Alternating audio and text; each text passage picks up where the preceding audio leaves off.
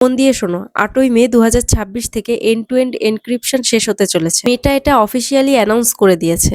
মেটা যে 3টে social media platform handle করে, ফেসবুক, ইনস্টাগ্রাম, হোয়াটসঅ্যাপ, আর এদের মধ্যে এন্ড টু এন্ড এনক্রিপশন থাকে। 8ই মে ইনস্টাগ্রামে officially end to end encryption শেষ করে দেওয়ার কথা বলা হয়েছে। যারা এন্ড টু এন্ড এনক্রিপশনের ব্যাপারে জানো না তারা শোনো। ধরো তুমি ইনস্টাগ্রাম থেকে কাউকে মেসেজ পাঠালে, এবার এই মেসেজটা কি হয়? এই মেসেজটা কিছু একটা কোডে কনভার্ট হবে। এবার যে কোম্পানির অ্যাপ, সেই কোম্পানির সার্ভারে ওই মেসেজটা কোডের মাধ্যমে যাবে।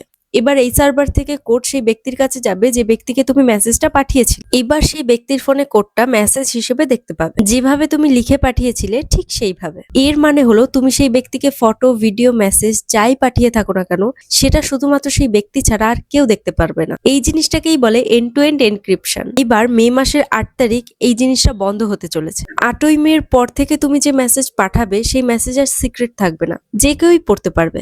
এটার একটা রিজনও আছে। গভর্নমেন্ট বলেছে যে ইনস্টাগ্রামে illegal message, female harassment, male harassment, illegal activity, এই সমস্ত কিছু হচ্ছে। এবং একটা রিপোর্ট সেন্ট্রাল গভর্নমেন্টের কাছে এসেছে, সেটা হলো এই সময় সব থেকে বেশি অ্যাক্টিভিটি ইনস্টাগ্রামে হচ্ছে, যেখানে ফ্রড আর ইলিগাল চ্যাটও চলছে। এর জন্য ইনস্টাগ্রাম তোমাদের বলছে যে তোমাদের যত চ্যাট আছে সমস্ত কিছু সেভ করে রাখ, কারণ মে মাসের 8 তারিখের পর সমস্ত কিছু গায়েব হয়ে যাবে। তোমাদের কি মনে হয়, সরকার এই ডিসিশনটা নিয়ে কি ঠিক করেছে?